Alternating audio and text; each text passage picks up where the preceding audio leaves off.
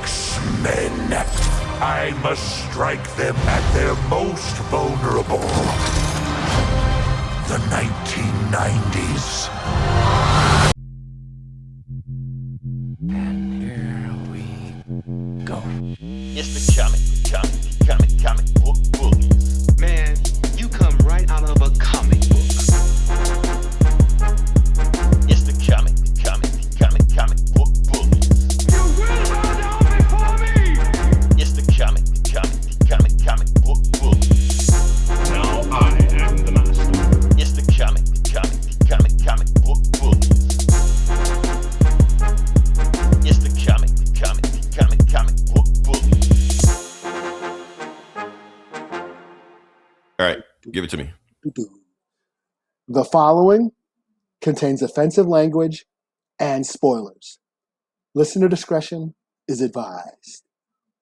Don't leave me lying here because I don't want to go.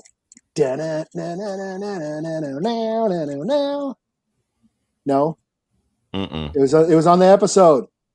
The song Volcano Girls, Veruca Salt. It was on the episode where Jubilee was whooping ass.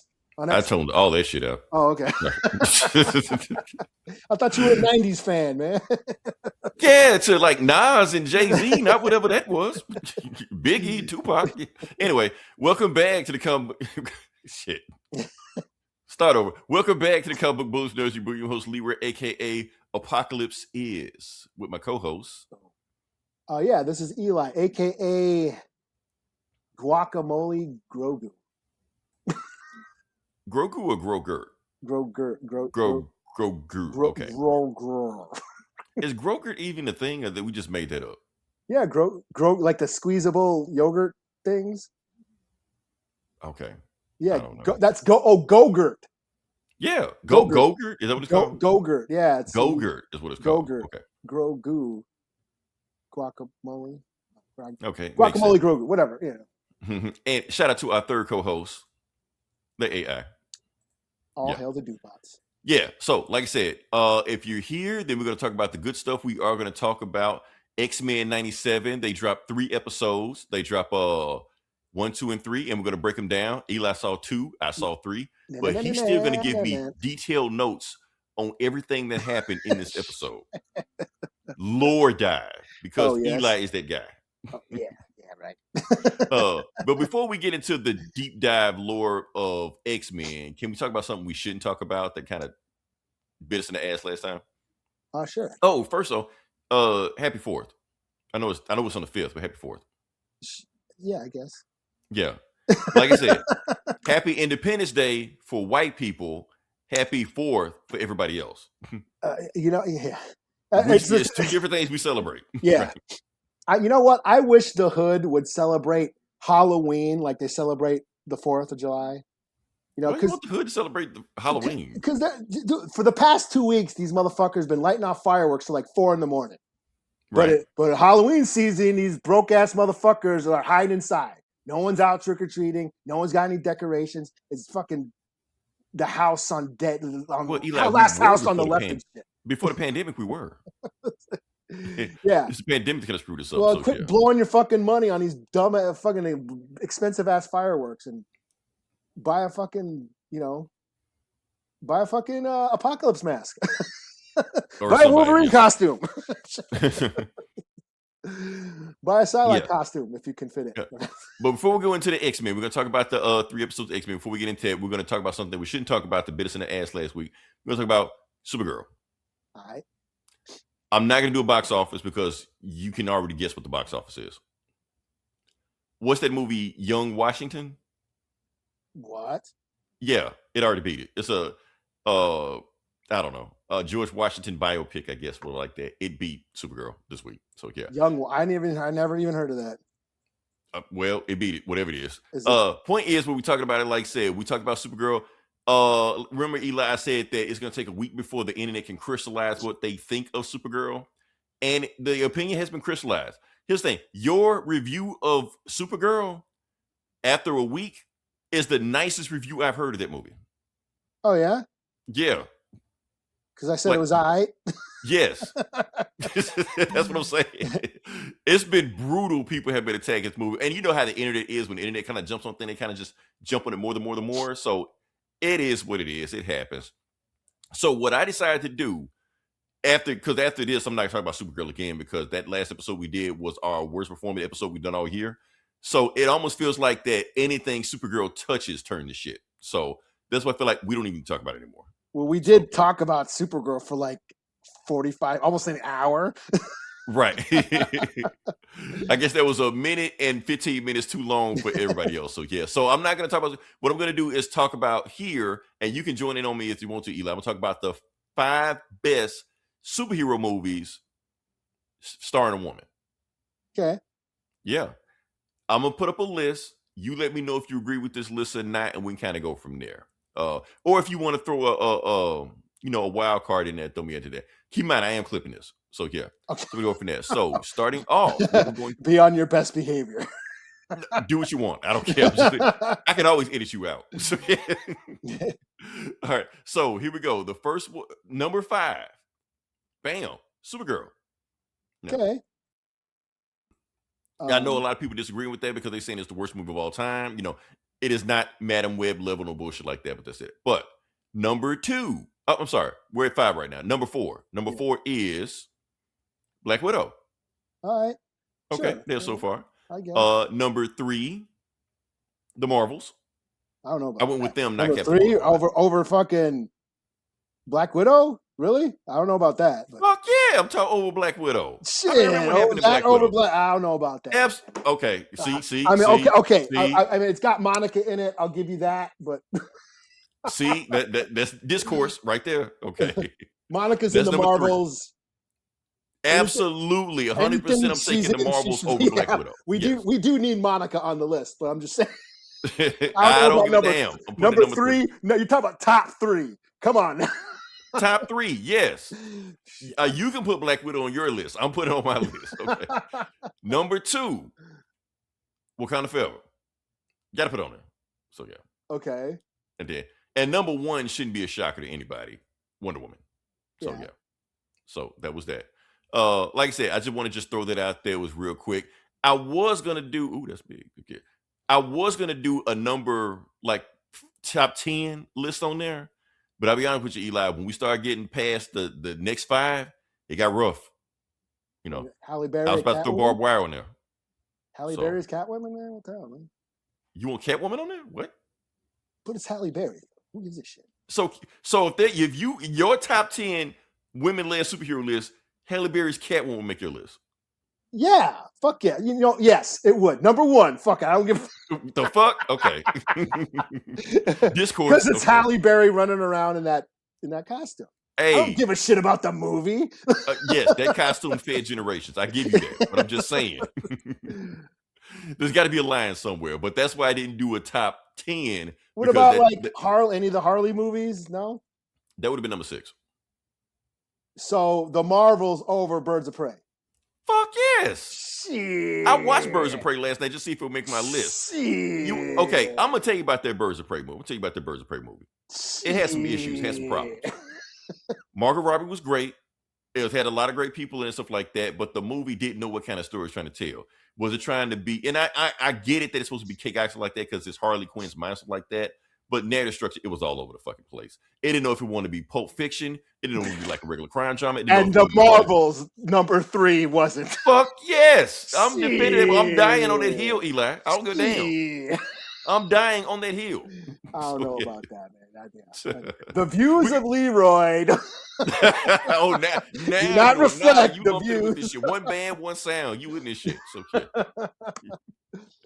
Anyway, can we move on past that? Okay. We're putting this with Star Wars and Will Smith. Band topic.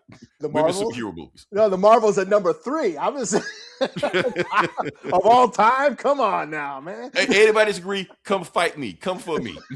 Shit. All right. Now we can move on to the actual podcast. We can go into it. We're going to talk about X-Men 97 season 2, the first 3 episodes. I was like, okay, they're giving us some meat on the bone with this one. First 3 episodes. I was thinking like they were going to drop one episode. We were going to be, and just dive into that one like that. But no, they gave us some meat on the bone. I was like, okay. So, yeah. So, Eli, like I said, you saw 2 episodes saw 2, of the 3 episodes, right? Okay. Probably did. I did. Yeah. Did you So, not hear me? yeah, a little bit. But let's see what we're gonna jump into. Like I said, the first episode was we're gonna come back to that, but it was X-Force. But the first episode was basically 3 parts. It was like I said, the last season, it was like the X-Men were divided in 2 different time periods. We know half of the team was sent to the future, half the team was sent to the past. Both Apocalypse is either conquering everything or rising to get ready to conquer everything. And that's kind of where we get right now. So the first episode, you got a whole bunch of stuff right here. Let me see. We got here is, damn it, I completely screwed up everything, but it don't really matter. So it's basically about Cable as a kid. And they're basically feeding him all this information. Kid Cable. Yeah, Kid Cable. But they didn't really like lean into it. I was like, is he going to go full Kid Cable on this? Not really, but he was like Nathan Dayspring, basically like, young Anakin Skywalker, whatever you want to call it like that. He was young and innocent. They trained him and shit like that. All that is from the comics. Like I said, when Cable grew up, he was raised by 2 people called Red and Slim. He didn't know that was Cyclops and Jean Grey at the time, and they never told him. And in the cartoon, they told him like, yeah, it's us. We, deal with it. So, yeah. So that's what's going on right there. I thought this was pretty interesting. I'm loving it that they're giving him like a whole, chosen one trope and things like this, like that. Oh, Eli, did you see Mother Ascani? I did. Okay. Do you know who she is? I don't. Oh, okay. Why don't you enlighten me? I'm going to enlighten you. Okay. Deep dive. Okay, deep dive into this shit. Now, for the spoilers for people that haven't seen it, that they may or may not say this on the show, I don't know, like that. Mother Ascani is actually Cable's sister. Oh. I didn't know that. Yeah, and the crazy thing about it is that when Mother Ascani was first introduced in the 90s, whatever like that. Here's the thing: Cable's, where is it? I can't find it. Cable's backstory is insane. Cable has insane amount of lore. Matter of fact, Cable in the 90s outsold Wolverine. I remember that shit. I remember that shit very vividly. Like he went deep, lore, all kind of crazy shit that Ascani, Dayspring, Summers, it's all in there. Chosen One, it's all in there, stuff like that. So, but yeah, so you may not know Mother Ascani, but you do know who this is. Oh, what's her name? What's her name. I forget her name though. Okay. Rachel Summers. What's her name though? The Phoenix / Marvel Girl / Prestige / whatever. The people that everybody thinks Sadie Sink is going to play. Oh, really? In the Spider-Man movie. Oh. Okay. I probably lost you with that, but okay. The point is, okay, so Rachel Summers, and it is basically spraying it like Rachel Summers basically lives to be 1,000 years old, like that. She trains, Cable, raises him, tells him he's the chosen one, also like that. But yeah, they don't know who she is now, but like I said, maybe, and I don't even know if Rachel Summers ever actually showed up in that old 90s cartoon.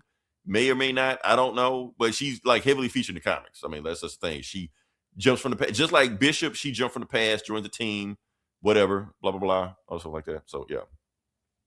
But like I was saying, Cable's backstory is insane. It's a lot of lore that they kind of tiptoed around. They just gave you like the newbies guide to us like that because Cable goes deep. They did. I think that's all I got for that first episode. So yeah, like I said, Chosen One, all that stuff like that. A bunch of Easter eggs that you may or may not catch, but it's cool like that. Now the second episode. What about Forge and Storm sitting in a tree? Kissing. Yeah, that is still so weird to me to see Forge and Storm together, even though that was a thing back in the 80s and 90s, stuff like that. But it's in the 2020s. It's weird. I don't know. Yeah, didn't she go to like the spirit world or something, or was it the other way around? He went to the spirit world for her. Or some shit. Yeah, shit. But like I said, they don't even speak to each other now in the comics. Like Forge in the comics, some of the comics, they don't even know each other. So it's weird. They damn it were talking about having babies and shit in this book. I was like, okay, this is weird. But like I said, it was a thing in the 90s. So yeah. Let's see what else we got here. Oh yeah. Now, second episode. Mhm. Eli, the second episode is my favorite. Okay, I saw that. Yeah, you saw that one. Matter of fact, I got pissed because I felt like they was teasing me, giving me a little bit, and then take it away from me. That intro. Oh yeah. Yeah, it was the X-Force. So they gave us the X-Force. So Yeah. yeah. So let me see if I can give you some X-Force isms. Yeah. So it had it, but this thing, the X-Force theme song was like X-Men, but it was like metal X-Men. Like, you know, it had a little bit more guitar riff than it normally did. Okay. I felt it. I said, maybe you didn't notice it, but I noticed it. They had the metal zone pedal, distortion pedal on the amp. Yeah, it was it was palpable. You could feel it. So yeah. Now, like I said, the X-Force is a comic, and the funny thing is, like, the name of the episode was "A Force to Be Reckoned With," which is actually the name of the issue, like the subtitle of X-Force 1. Oh yeah, I did not Yeah. know that. Look at you! I With didn't all know the, that until I pulled up the book and looked at it. I was like, oh, that's the same thing. Okay, all the cool. Easter eggs. You. All the Easter eggs, it's all there. Like I said, for those who don't know what X-Force is, Cable decided to take the New Mutants and decided to turn them into like a Strike Force hit squad and shit like that. So basically, it was the 90s. Let's just edgy up everything like that. So the New Mutants book died, and he took some of the people from New Mutants and just turned them into it. Like, Rob you got Liefeld, yeah. Rob Liefeld. And that's the worst thing I hate about this, because now that X-Force is in the popular demand back again, he's popping up all over the place. He's Like, got a TikTok. Yeah, he's on TikTok, man. Talking he's all on this shit. TikTok, always saying dumb shit like that. So now he's just back, and you can't shut him up now.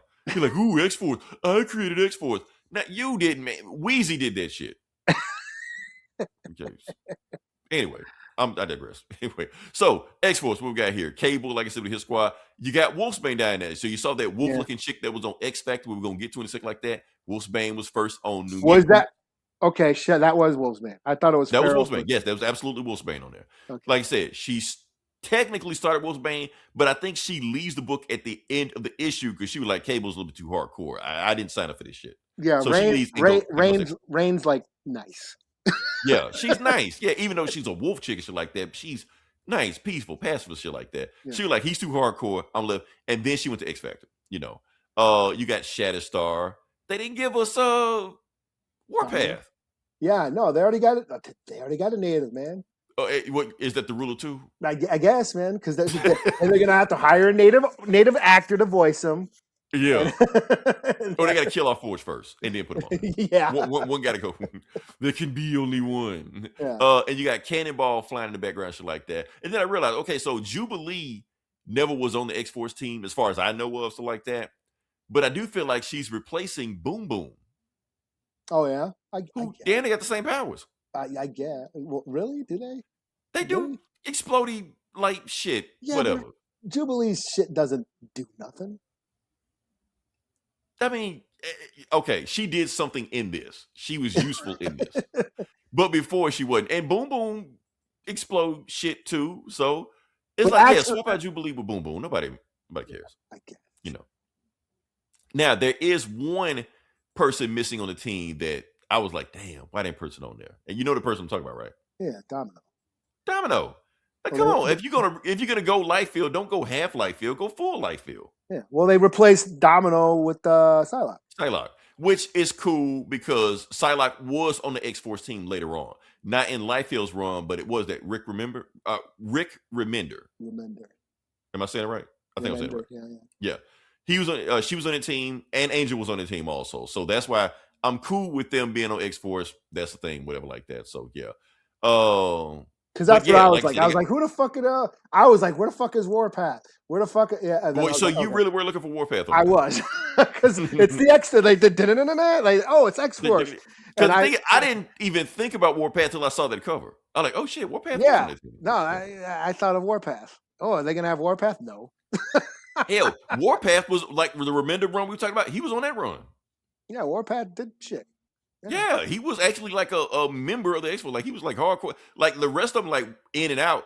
Warpath was with that shit. He was like, Cable, yeah, you want to go to war? Let's go to war. Yeah. He didn't give a fuck. His name is Warpath. Shit. Yeah. Dressed up in the Mardi Gras outfit and shit. Yeah, man. Right. I thought Warpath looked kind of cool, man. That's just me. I don't know. Yeah. I know. fringes and feathers and shit. It was the 90s. But he had like them blades and shit, man. Oh yeah, well yeah, the black suit Warpath when he had Yeah. not the red and blue fucking how circus outfit and shit. Yeah, but they got to get Warpath on these episodes some kind of way, man. Working man. Yeah, that would be cool. Yeah. Yeah. Don't do the rule of two, but yeah. Like I said, we talked about X-Force. Let's see if we can talk about who else we got. Jubilee. Now I'm gonna talk briefly about Jubilee because she actually was useful in this episode. Yeah, Volcano Girl. I've always said Jubilation Lee was fucking useless. She's supposed to be the point of view character, Wolverine's Robin or whatever like that. But no, she actually did shit. She was useful. Like I said, she trained with Cable, so and Psylocke also. They showed her like training with. You saw when she was like blindfolded fighting with Psylocke and shit. Yeah. Yeah, she's whooping ass. Yeah, she's whooping ass now. So now she actually unlocked her power. So Cable did more for her than Professor X ever did because Professor X used like a fucking mask. The Veruca Salt song. I don't know that. I guess. Okay, yeah. And the bad guys of the episode caught me. X Factor. Yeah. X Factor. Yeah. Notice that pic I pulled up from there. That's somebody on the internet did that shit. That's like that. That's basically what they are. They are ISIS. It was, yes. That seems to be the theme these days. Right. That's the thing. Like I said, it's relevant. It's like that shit doesn't change, man. Yeah, back then, because like I said, even in the 90s, X Factor was like a government sponsored team and shit like that. Yeah. They didn't really like round up mutants, but for this purpose, whatever, do that thing like History repeats itself. History repeats itself. Like I said, for those that saw the green-haired chick on there that says she was X-Men like that, if you don't know, that's Polaris. Eli, you will know this. That is Magneto's daughter. Oh, okay, yeah. They've never mentioned that on. I don't even think on the old show before, but I'm almost positive they're going to say something about that. I feel like it's going to be a thing that's going to come up. So yeah, because I think she's going to show up again in another episode. So yeah. So like I said, that was my favorite episode. X-Force. I want that intro again, or at least release the intro on TikTok or Instagram, something like that, so I can just watch it on repeat or something. So I'm sure it's out there. I'm sure it's out there, but I don't want the bootleg thing. I want Marvel to release the shit to sell because them bootleg shit, they be like, oh, whatever, But Marvel, when the shit, they release like pops, yeah. Now the episode you didn't see, Eli, third episode, which might have been, even though the X-Force episode was my favorite episode, the third episode might have been the most important episode. It kind of like sets up so much, basically the direction that it's going. This season, it sets up the season. Yeah. So this Apocalypse and Magneto. Oh yeah, that's Magneto. That's Magneto. Yeah. Oh shit, baby Magneto. Yeah. So my thing is this: Magneto is so charismatic. We keep forgetting he's a villain. Yeah, I know he's a villain. He's like my favorite. But he's so charismatic. Sometimes you can forget people is a villain. They do bad shit. Well, villains are cool. They're interesting.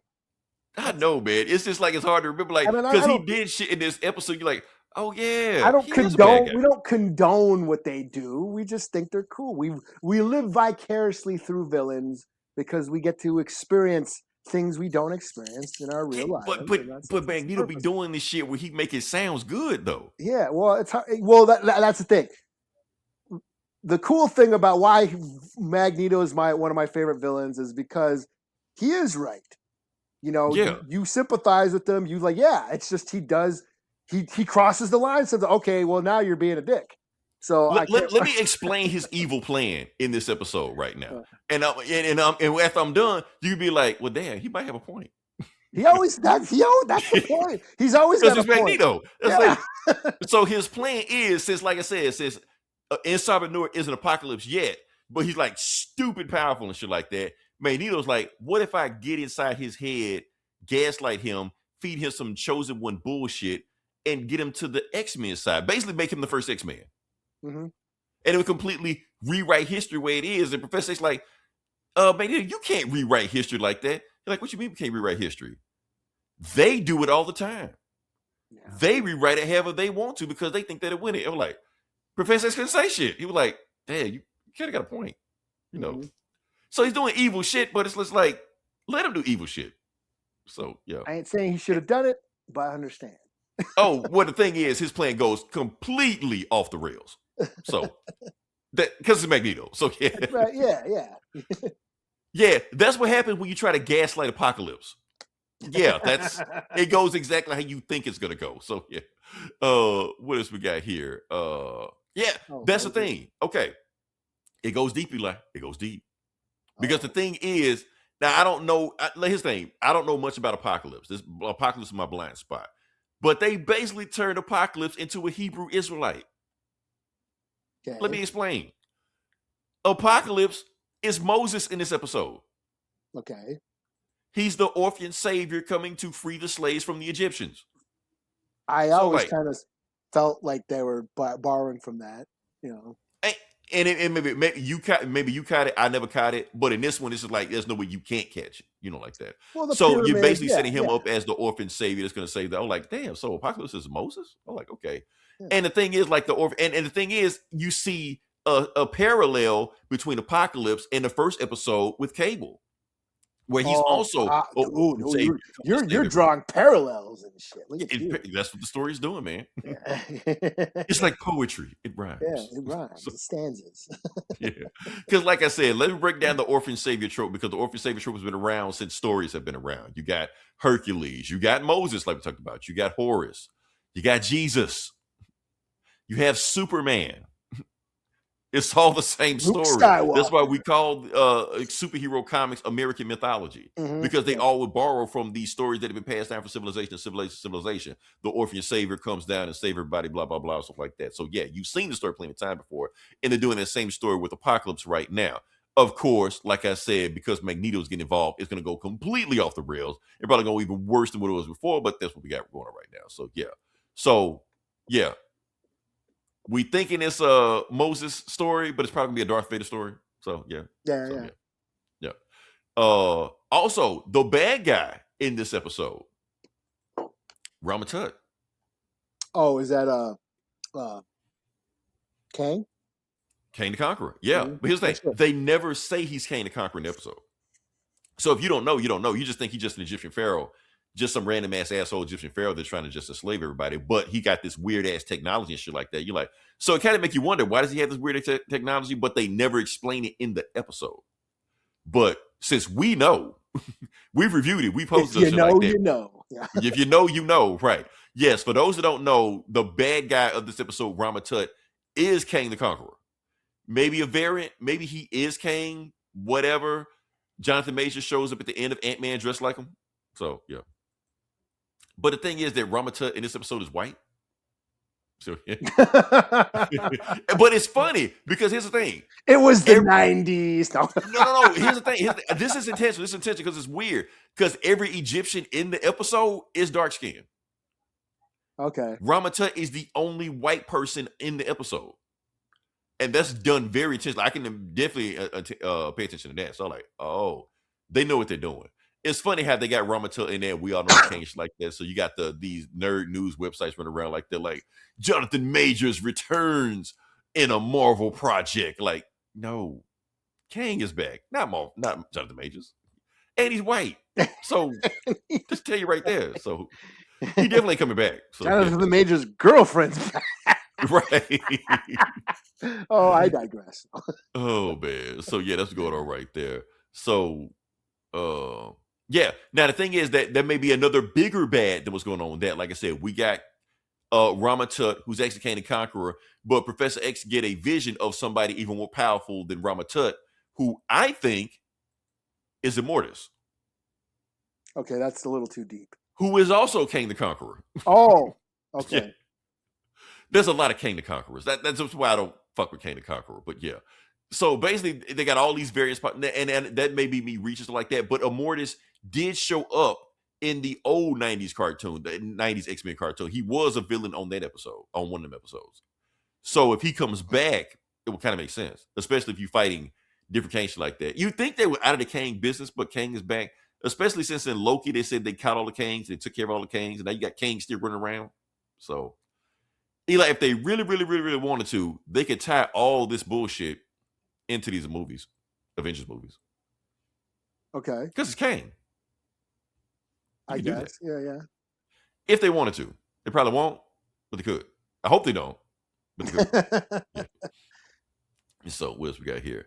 We'll talk about that. So yeah, that's what's going on with that.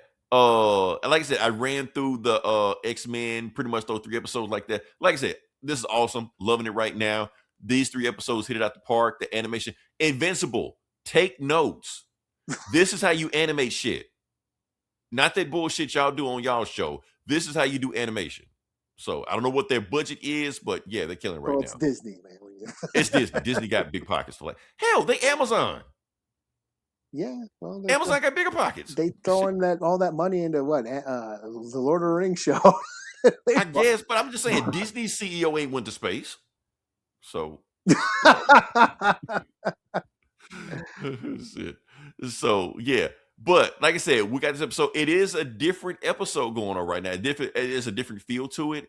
One reason because your boy isn't here. Or should I say your beau? Oh, yeah. You know why I posted that? Because anytime I post him, we get like a spike in the analytics right there at the spot. Ass up then, man. Hell no. Eli, I'm traumatized from even Googling that shit I just saw. Why do you keep doing it? I'm a masochist, Eli. I'm a masochist. I hate this. Again. I did notice his name. I did notice his name was on the credits and shit. Yes, his name is on the credits. He's like writing credits on one episode, executive producer on another episode. Yeah. And I was like, I thought they did everything they could to scrub him away from what's going on with this. But yeah, but wasn't it like he had already worked on season 2 before he wrote season 2 and 3 already? Oh, yeah. Well, yeah. All they had to do is just do the animation like that, but he already wrote the show. But what they said, what they were doing, like the reason it took so long from 1 to 2, because they were doing rewrites to get his name off there. They said a lot of this stuff isn't him. Other people jumped in like it because I think the way he was doing, and I think he even said it, he was headed towards Onslaught. That's the big bad he was headed toward. But the way this looks like it's going in a completely different direction.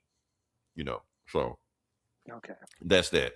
I do notice some differences in this episode. Like I said, versus the writing in this episode in this season versus the writing of last season. What's the best way to say this? I think I just throw the picture up to say what I'm going to say to make you understand it. So here's what I got to say. Because it's the only way it's going to make sense if I say what I got to say. Sure. This season seems less homoerotic, if that makes any sense. It was funny because there's less gay shit in this episode. Well, I gotta say it, Eli. I gotta say it. So, when I was watching, I think it was the recap or something, and it showed Jubilee kissing. I thought it was a chick, but it turned out to be Berto. I was like, oh wait, that's Sunspot. That happened in the last episode. Yeah. I was like, oh shit, that's that. And I was like, oh, that's Sunspot. That's not. You know what? I interpret that because that was her birthday, right? No. I interpret that she had sex with Sunspot on her birthday. Well, good for her.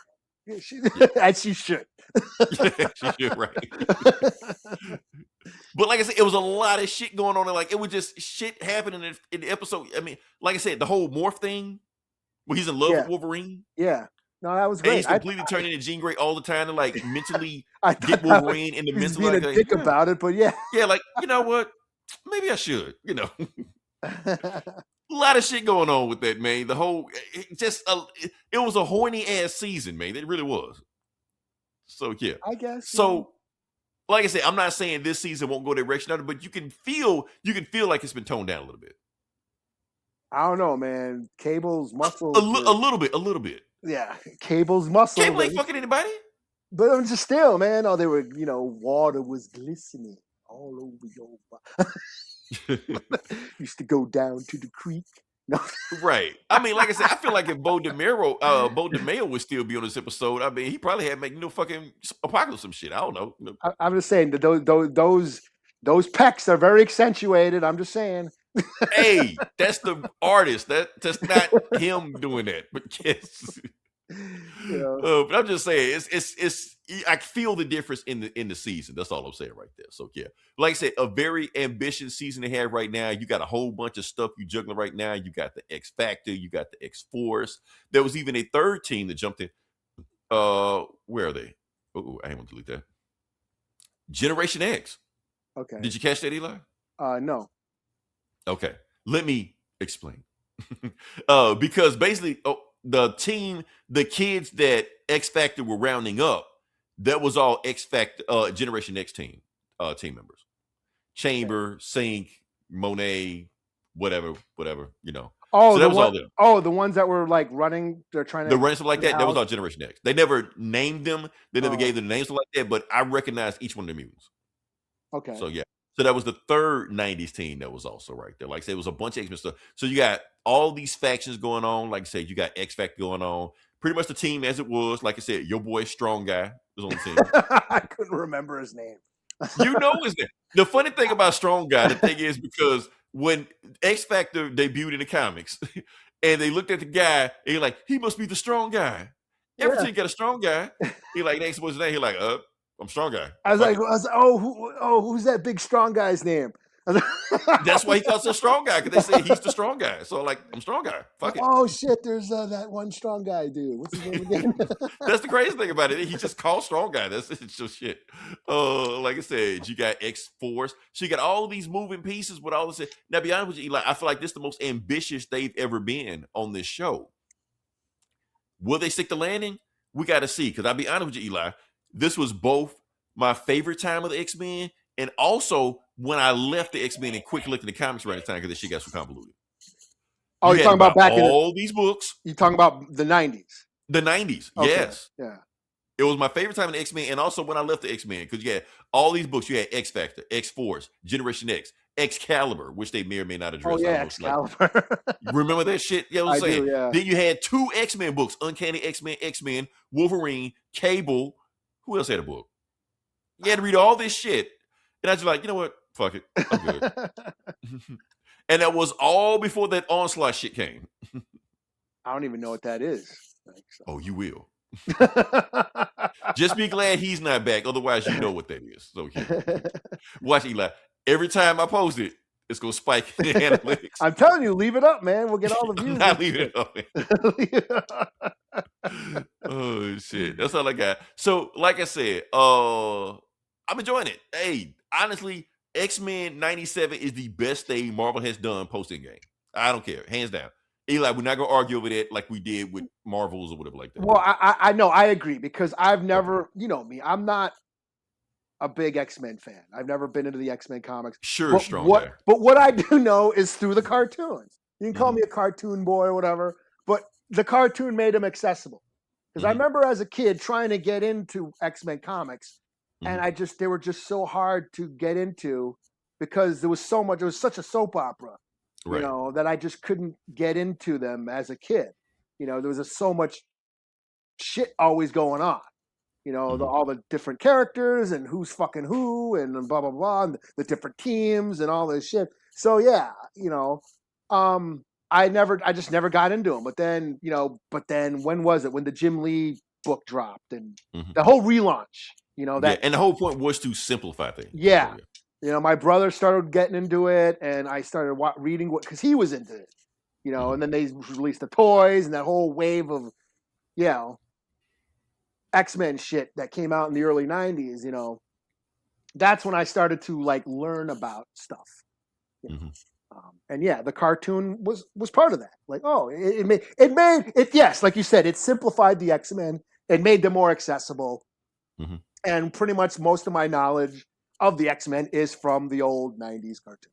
Well, that's the knowledge of most everybody's X-Men. Yeah. And honestly, Eli, I think that's to a point where it actually damaged the brand.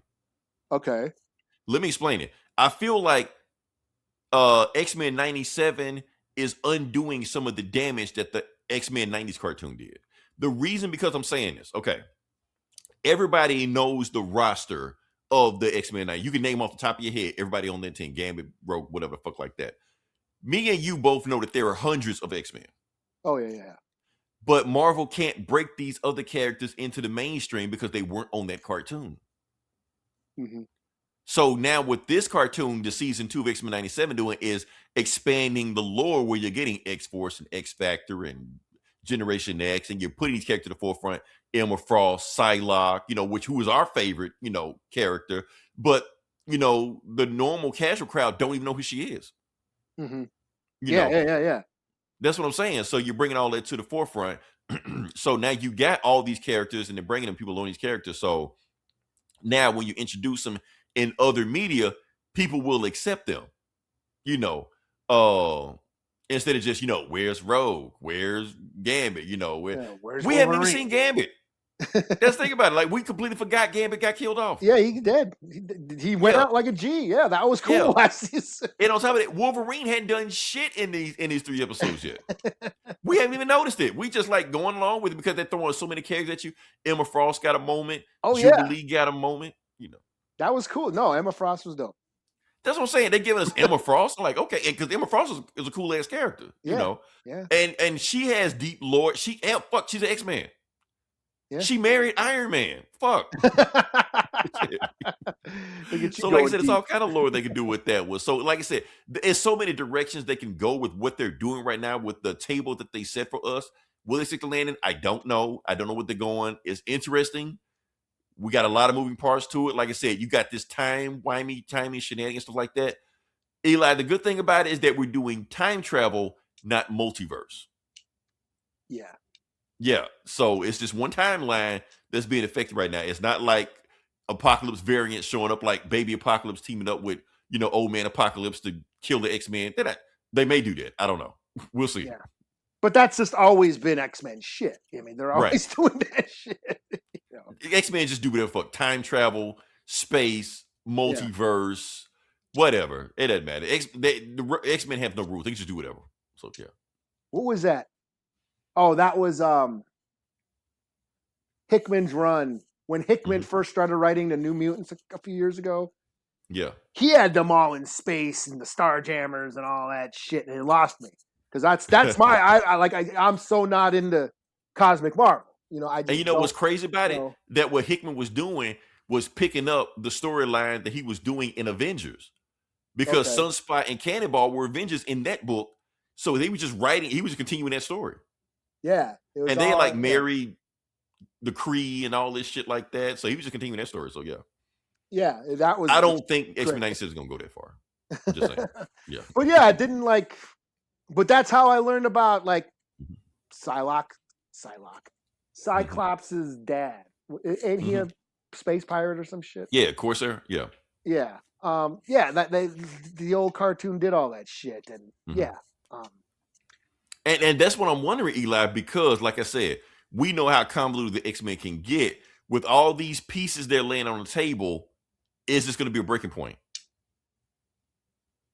Is going to be like for the casual crowd, okay, it's just too much shit going on with this. Yeah. I don't know. Because they're not ready for Jonathan Hickman's Krakoa age X-Men. Shit, we barely were. We barely was ready for that shit. So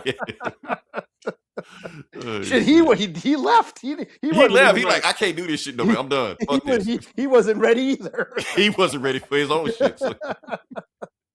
Yeah. Oh, shit. So. All right. Let me say, I'm just excited for the next episode. I'm ready for the season. Let's keep going. So yeah, I was like, oh shit, I did like the last season. I liked it a lot. Yeah. So, and I do agree. It is one of the coolest Marvel things that's been out in a while. You know. So yeah, I was, oh shit, the X-Men's back. Well, I bet you I better watch it because I bet we're going to talk about it on the pod. So. Like, take your notes, deep dive. Hey, who's that now? Oh, who's that? So let me deep dive into Strong Guy. So all right. Yeah. Now we're going to move on to the next part of the podcast, Eli, because now you're about to take over. Am I? You saw a movie. Oh shit! I gotta talk. And I was waiting for you to see this movie so you could talk about this movie. Really? You were waiting for me to see it? Yes, I was waiting for you to see it. Yes, because I know eventually you were going to get around to seeing it because you have to. You're compelled to watch this. It was actually my friend who basically told me you can't keep doing. You can't keep putting it on somebody else. I really didn't have. I saw the trailer to this and I'm like, but then my buddy saw it twice and he encouraged me. To watch it, okay, because it's horror. You got to watch. Now I know as far as horror, Eli, like I said, we've been doing this podcast all the time that you have specific tastes. in your horror. Yeah. So that was kind of see how this would take. For those who know what we're talking about Obsession. We're talking about Obsession. Yeah. Eli saw it. The movie's been out for whatever. It was supposed to have been out on streaming a while ago, but it was making so much fucking cash, they just decided to keep it in the theaters. You know, it beat make Star some more Wars. money. It beat He-Man. It beat everybody. It beat everybody. All this shit. It's busting records. I think it beat He-Man and Supergirl combined. Probably, you know. Yeah, and Mortal Kombat. Throw all of them together. Like, it's killing at the box office right now. Like, it's making bank right now. So this is the movie. Everybody's talking about it. Everybody's obsessed with it. So Eli, I want to know what you're talking about. First off, I want to know how our girl do. She's great. She's fine. Okay. You know, yeah, no, she's great. I thought the movie was okay. And that's the thing, is I'm not into supernatural horror shit.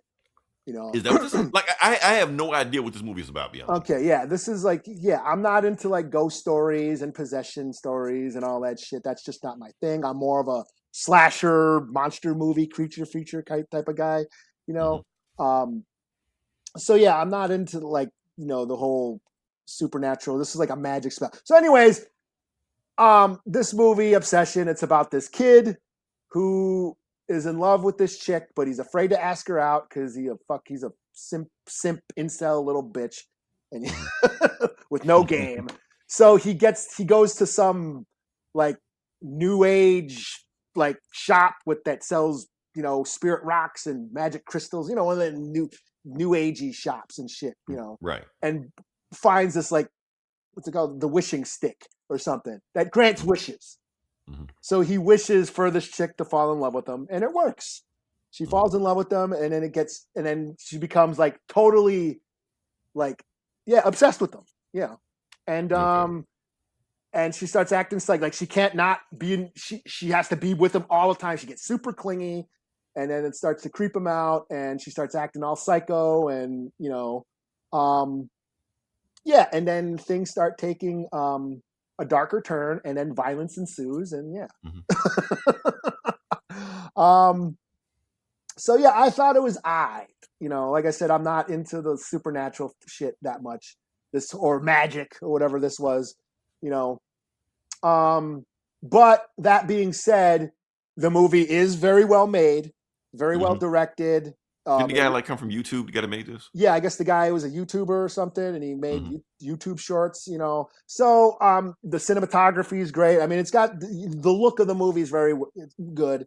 The performances are great, and yes, the girl, we know her from Superman and Lois. Superman and Lois, like I said, y'all didn't know who she is. Think she popped out of nowhere? No, we've known her for a while. Yeah, we watched her for, you know, how many seasons? 4 or 5 seasons? 4 or 5 seasons like that. Like when I saw this movie taking off, I'm looking at it like, damn, she looks familiar. Yeah. They were like, oh shit, it's her. Okay. Yeah, it's the chick playing the chick who friend zones the kid that likes her, which is what she did on Superman. Which what she did on Superman. Yeah, except he didn't go fucking crazy and shit like that. Yeah. So that's she's doing this shit again. She basically friend zones this dude who's all into her, and but no, when she starts acting crazy, it was actually making me laugh. I found this to be a great comedy. I was laughing my ass off. She started acting off. She plays a good psycho girlfriend. Right. You know? Here's the thing, Eli. Based on what you're saying about this movie, I can see how it's making as much money as it's making. Yeah. This sounds like a Gen Z horror movie. Yes, it's very much it very much is a horror movie for the internet generation. It feels like it's checking all the boxes on what scares Gen Z. Yes. Yeah. And it is just another emo horror flick. And I call them emo, you know, because they're kind of sad and bummers to watch, you know. Right.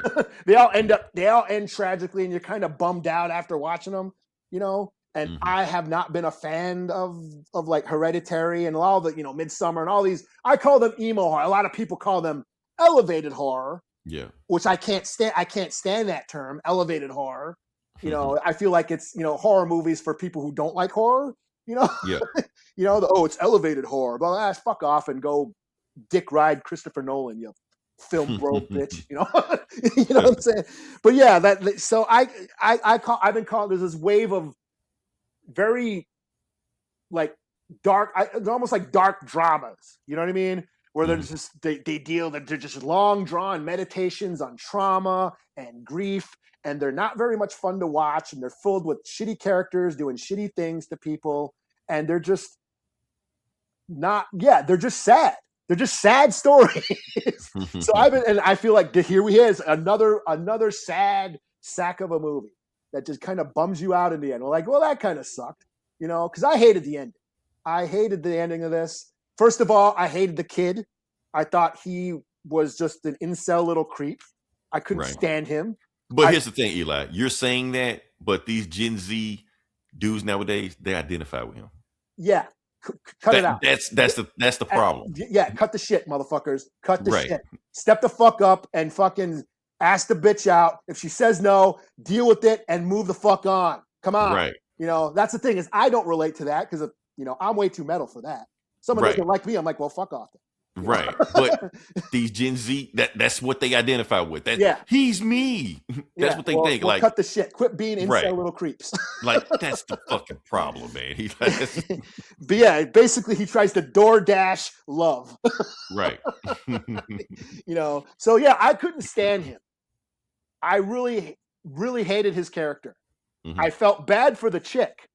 Right. And I'm sure there's like these deeper themes of consent that's going on through the movie. There's all kind of think pieces. Like I said, I don't know what the movie is, but I've seen think pieces popping up about this movie. I'm sure people who like this movie way more than I do are gonna like analyze the shit on the Me Too themes and the consent. Like I said, I don't know who is who in this movie like that. All I know is that I'm hearing people have to explain. Here's the thing. The guy is the villain. Like, they don't recognize the guy as the villain the whole time in the movie. Yeah. Like, it has to be spoon-fed and spilled out. I could not stand him. I could not wait for him to get got. You know? Right. That's how I was viewing this movie. Like, you know, so every time she was doing something crazy, I was laughing. Right. I was laughing my ass off, you know.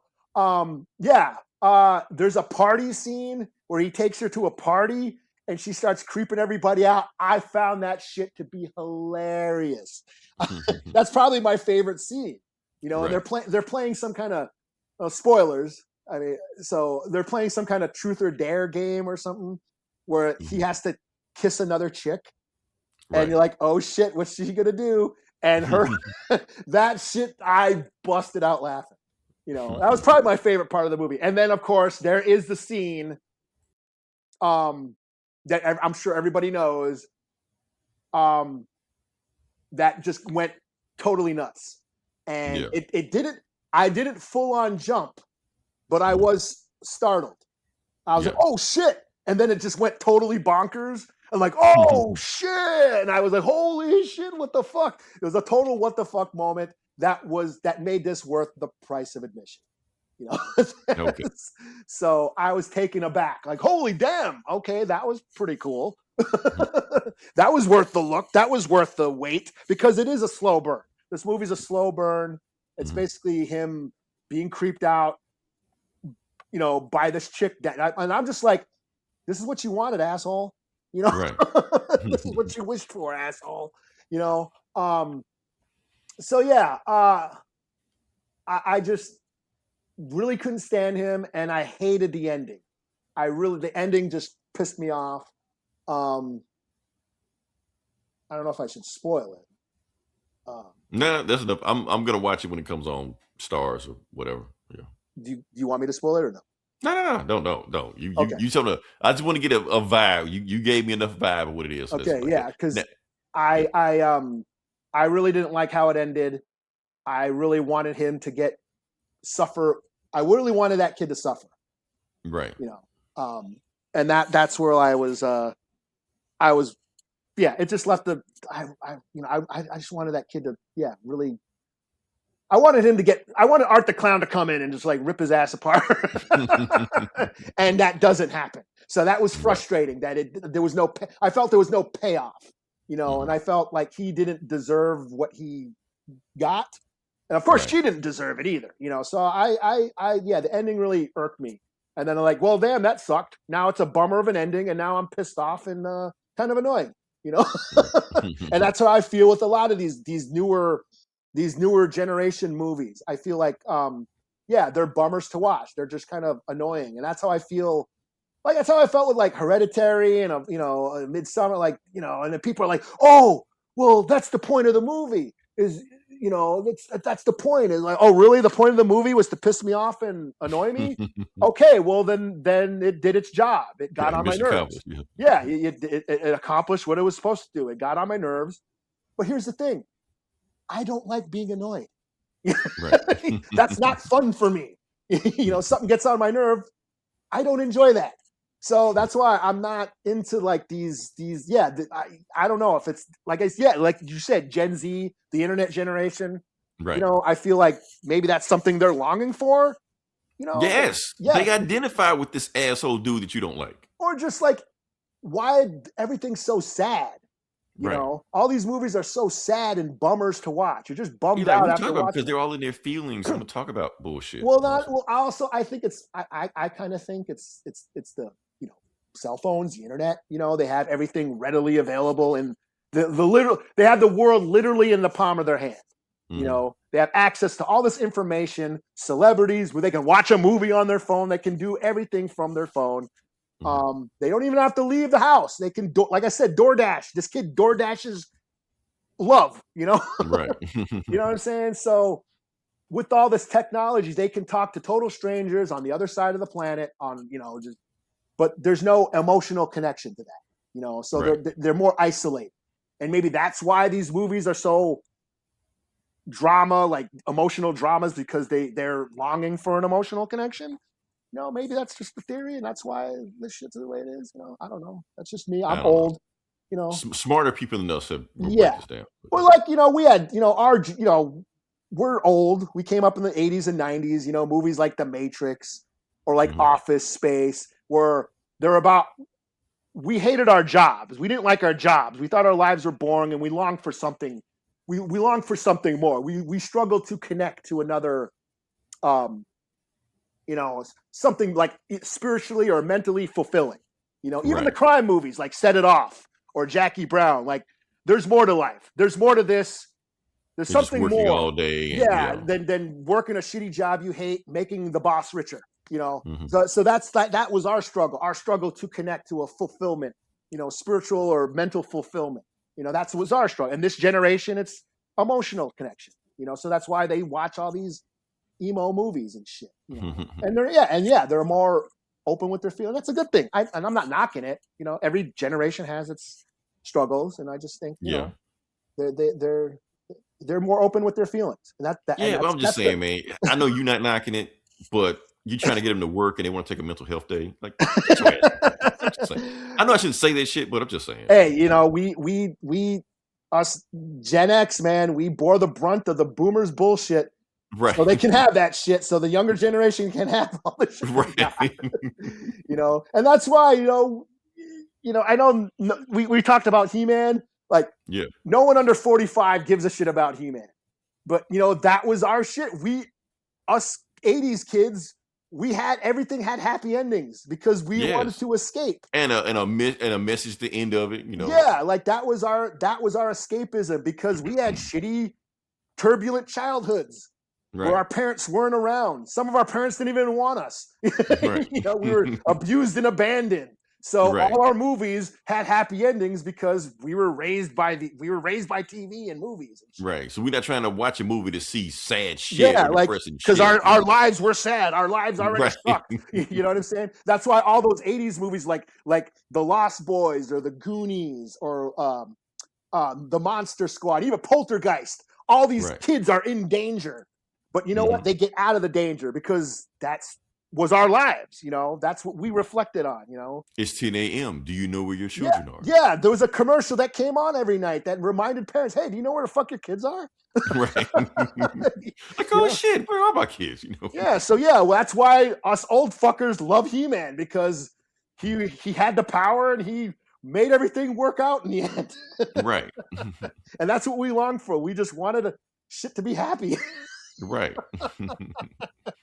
So yeah, that's yeah. So when you got this sad sack of a horror flick, like with this shitty little asshole, tricking this kid or tricking this chick into liking him, like what an asshole. So yeah, I don't know. I went, damn. You guys slap a score. You got me to go way more than I expected to on this one. I expected you to. I'll give it a. I'm waffling between a 3 and a 3.5. That one scene was pretty cool. It was just a long build up to it, Yeah. I'll give it shit. I feel like I'm being nice if I give it a 3.5 out of 5. Oh, that's damn. my nice. Okay. That's my nice score, but it's probably more of a 3 for me. I want to remind you of something. Yeah. You gave Supergirl a 3 last week. Oh. Yeah. Yeah. So just letting you know that. I'm just saying. Yeah, that was I too. But did I enjoy this more than I probably enjoyed Supergirl more than this? Damn. Okay. I wasn't expecting that, but okay. That had a happy end. That had some fun in it. That was actually fun to watch. Well, it was it was shit that I've seen 1,000 times before, and it didn't do anything new, and kind of like was a little stale and stagnant, and wasn't groundbreaking. But you knew what you were getting. But I knew it. But it gave me pretty much what I thought. Right. A girl being super, kicking ass. Right. Which I enjoyed more than watching this little asshole simp being a creep, and then not getting what he deserved. All right. We can move to the next part of the podcast. I'm gonna just breeze through this quickly. This is the video game section. Right. I have to touch on this. Okay. I don't know if you heard, Eli, but PlayStation's been on the hot water for some shit they announced. You're the one who keeps telling me this shit. I keep telling you, it's always some other shit going on. But the point is, PlayStation is under hot water because they announced that in 2028 they're getting rid of physical games altogether, and they're going 100% digital. 100%. 100%. So you will no longer able to get physical games from PlayStation in 2028. They said they're already in the process of shutting down those factories right now. So everything's digital. Everything can be on the system and that's it like that. People have lost their shit, especially since the week before they removed shit from, games from your library that you bought. They can do that.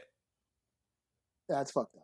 Yeah, that's fucked up. So they can control what you have, what you don't have, make you rebuy it. They can do whatever they want just like that. It's like, okay, that's crazy. So yeah, people are insane. The government is investigating them.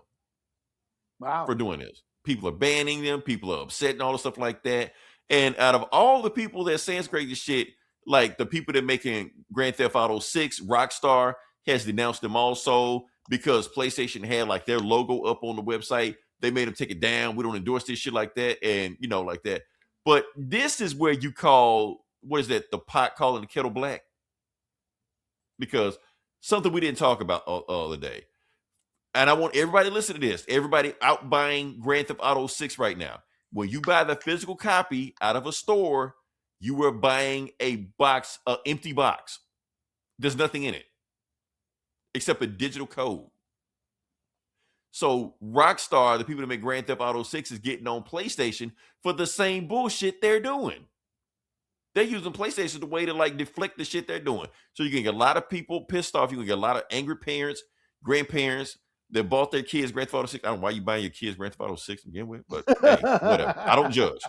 But you're going to open that box up and ain't shit going to be in it but a bunch of numbers. So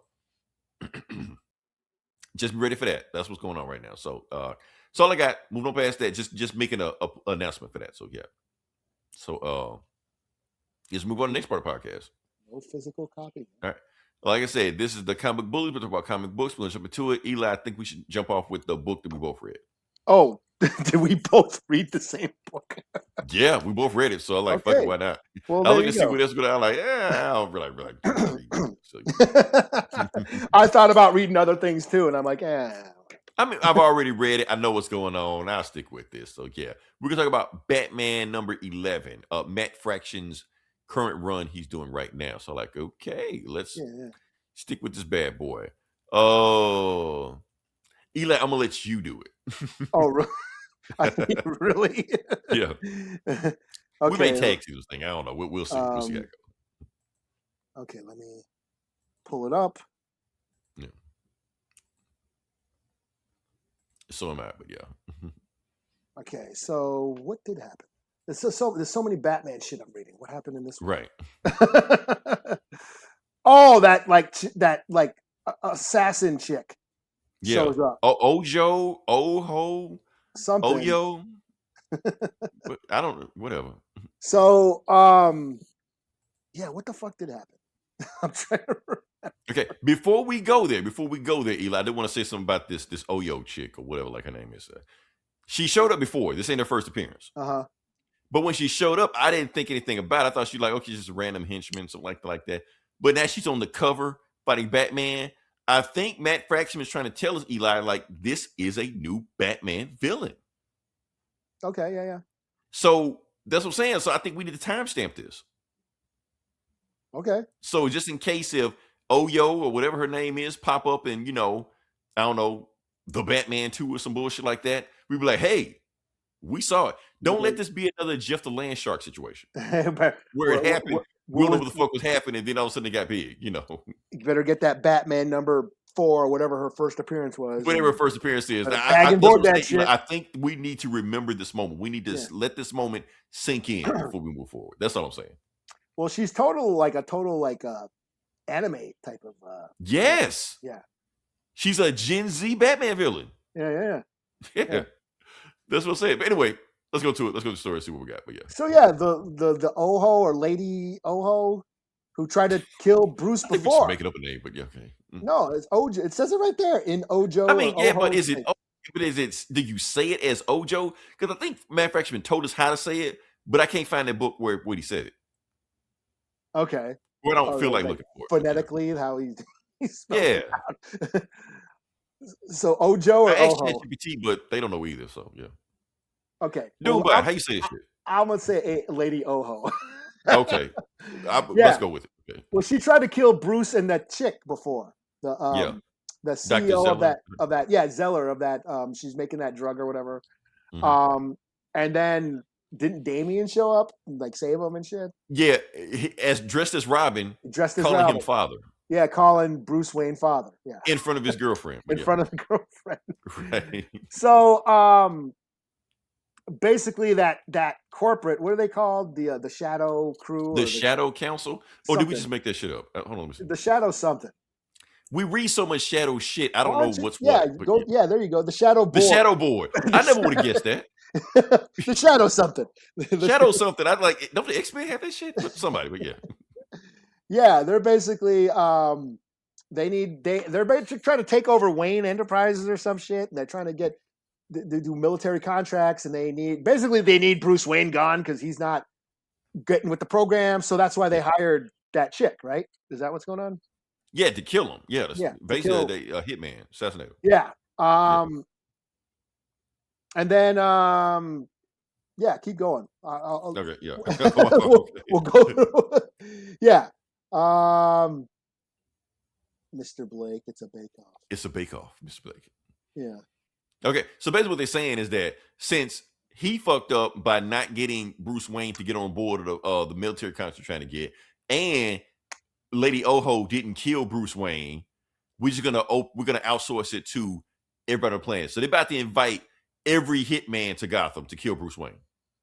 Yeah, that's what they're saying. It's a bake-off. So it's like the best killer wins. So now he's John telling a hired assassin she's fired.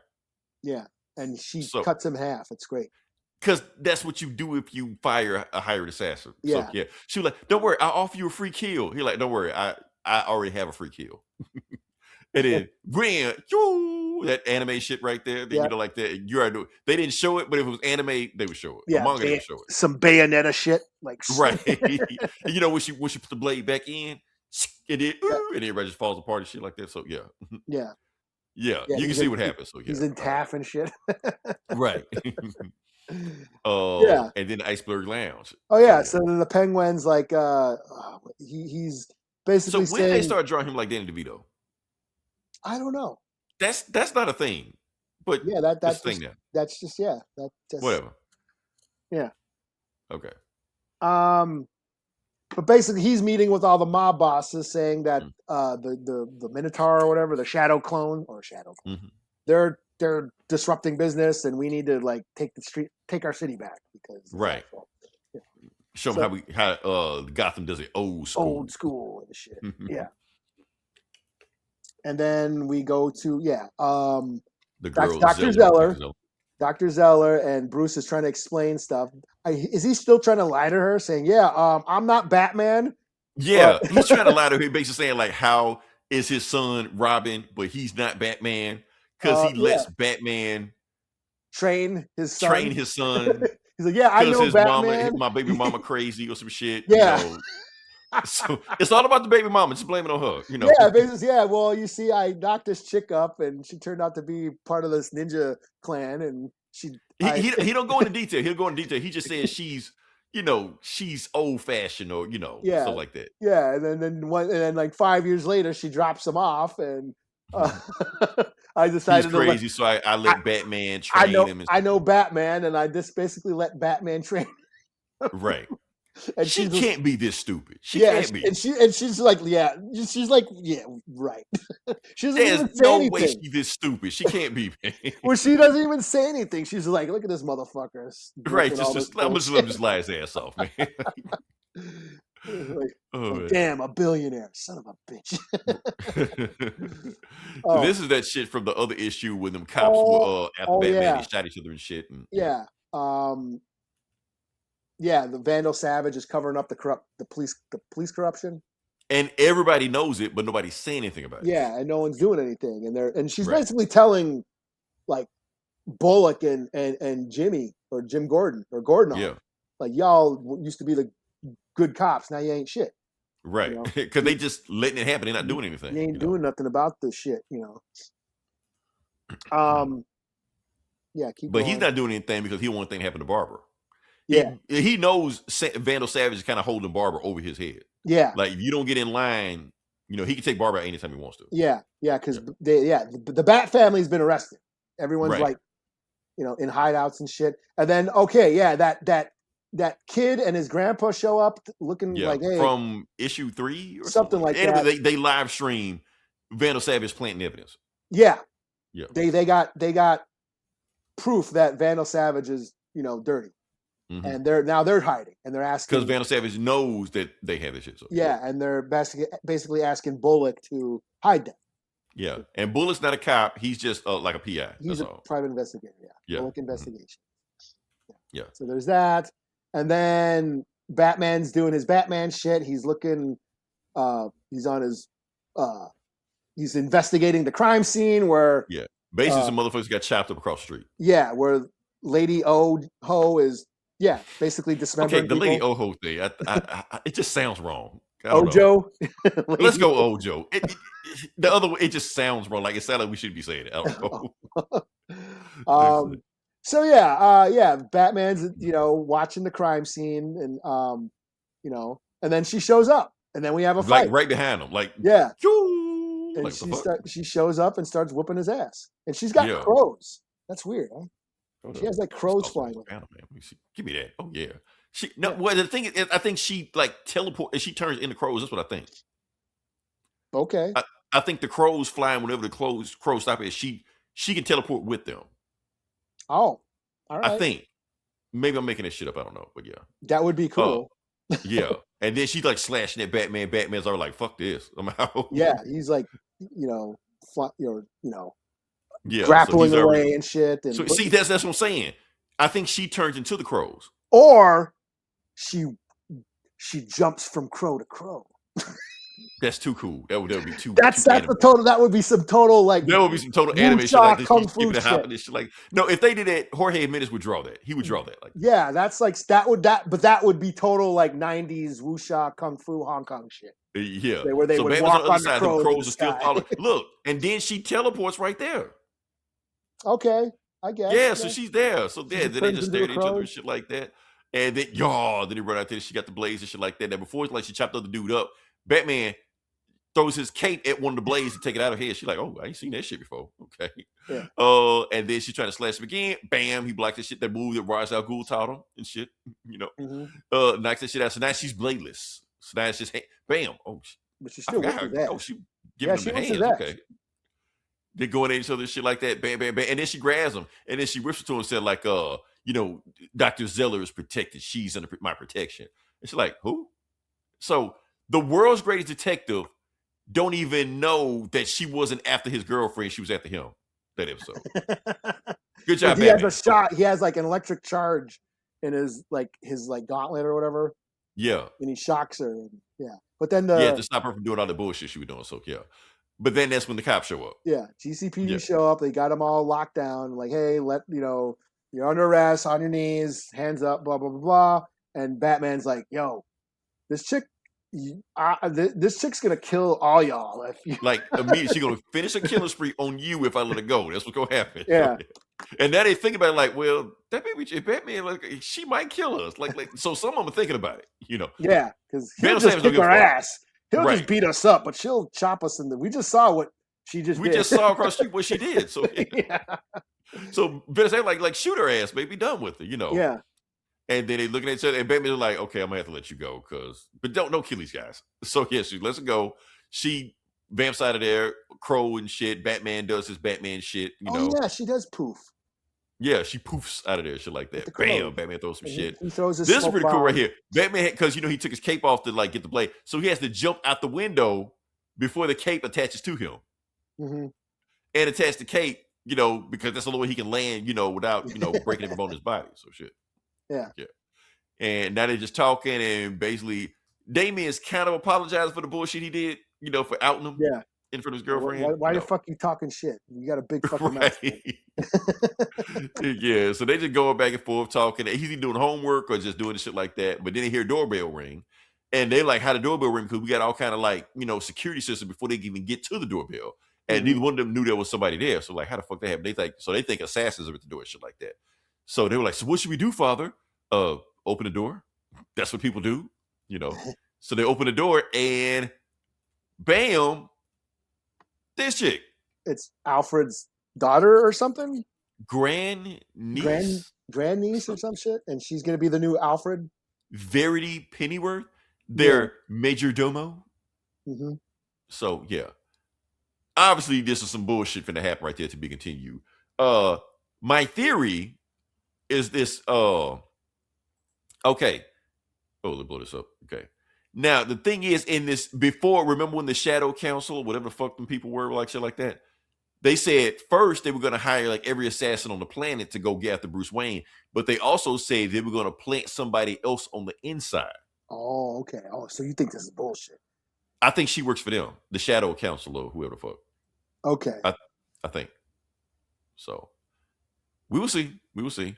Overall, I'm gonna give it a 4 out of 5, Eli, because we just witnessed a new villain that whooped his ass. Well, he actually got it. She was giving him hands, but overall, he got her. It's just the police showed up at the right time. That's all. Yeah, but she was she still like got in on him and shit. Yeah, she was a formidable villain. Like if he didn't, I want to see her adapted. Yeah, if he let's say if he wasn't all armored up and shit, he'd be dead because she like the dude in the first panel. Yeah. Shut the half and shit like this. So he did take some slices.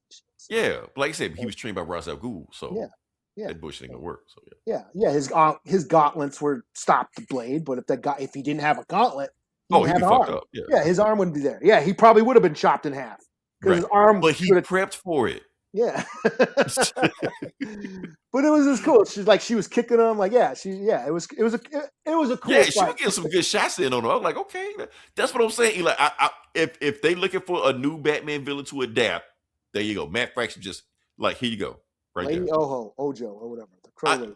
Eli, I think she would take off. Yeah, well, yeah. If she poofs out of crows. Or whatever the fuck she's doing. And she does all kind of like, and he's basically fighting an anime villain. Yeah. Come on, man. Y'all need to pick this book up, man. I'm telling you, Lady Oho, Yoho, Froho, Ojo, Yoho, whatever. OJ.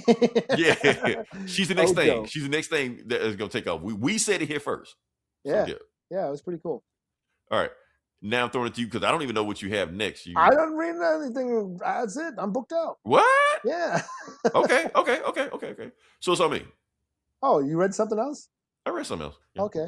But not this week. Last week? And not from 2014 or something like that, from last week. Okay.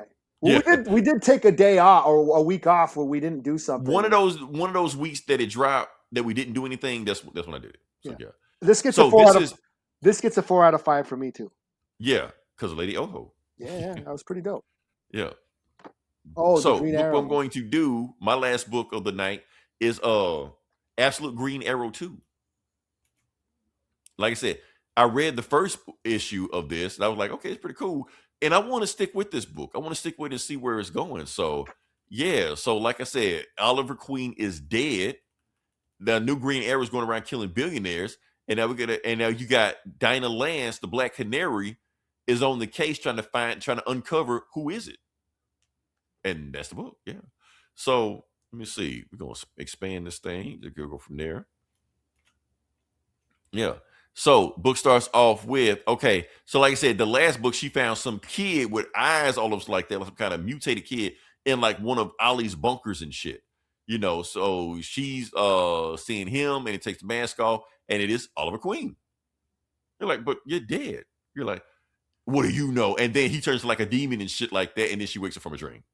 So yeah, nosebleed and stuff like that. So basically she has no idea who the Green Arrow is. She's bleeding, stuff like that. And she's trying to piece together the puzzle because she got like a list of possible suspects. Roy Harper, Mia Dearden, people that's been in Green Arrow books for years. She's gonna chase him to see what's going on.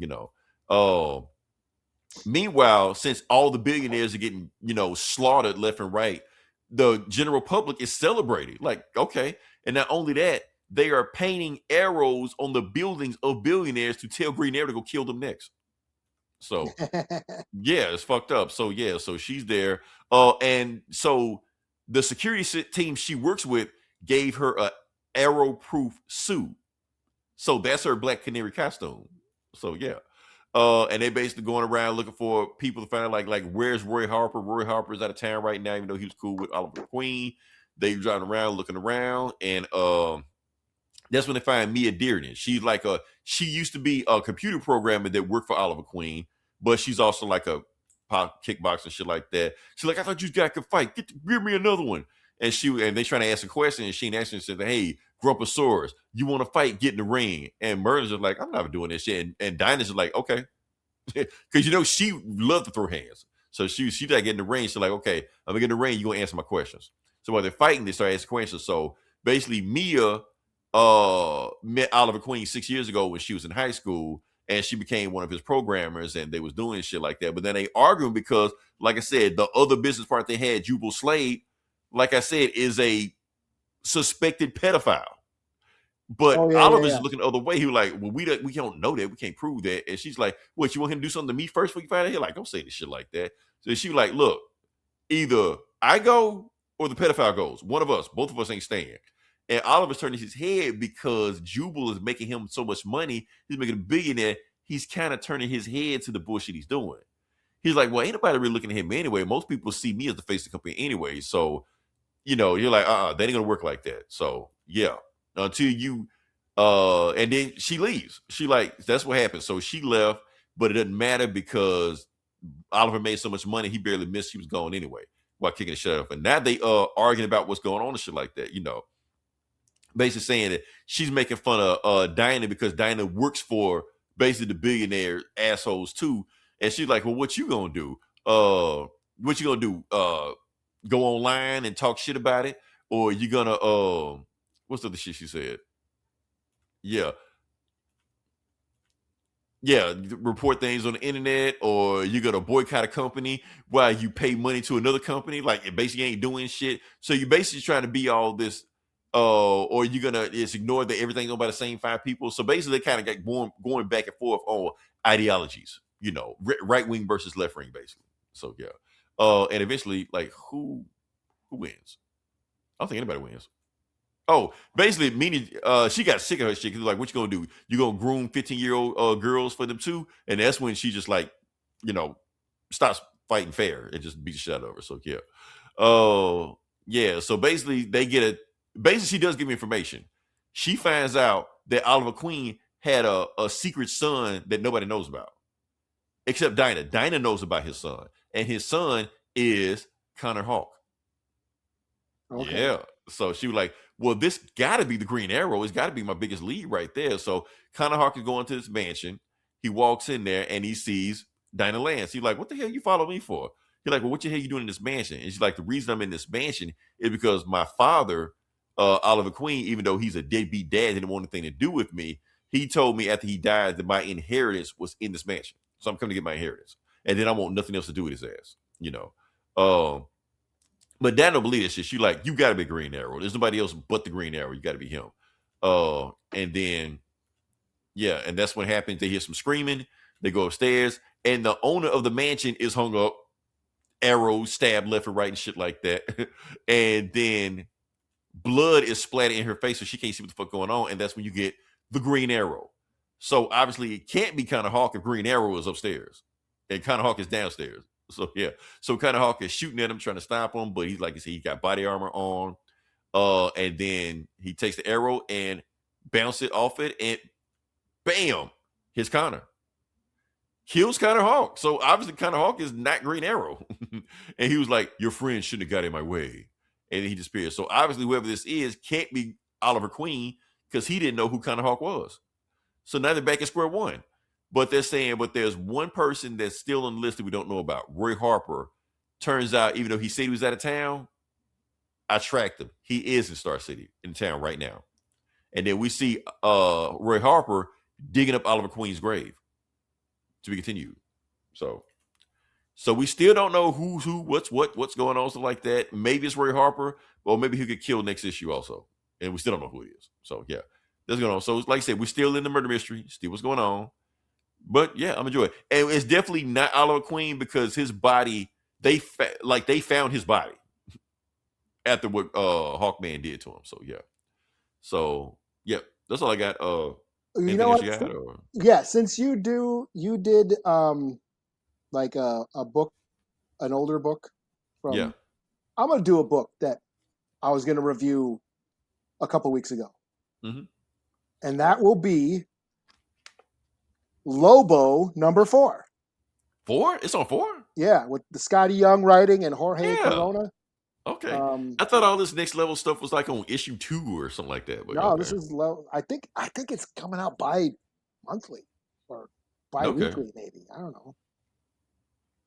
know. So Lobo #4. He fights Supergirl in this book. Yes, and Crypto's in it too, right? Yeah. Yeah. So he gets hired to break into the Fortress of Solitude. But it's like another Fortress of Solitude or Storitude. That's what it's called. It's like a storage thing to steal something from something. What the hell? Let me pull it up.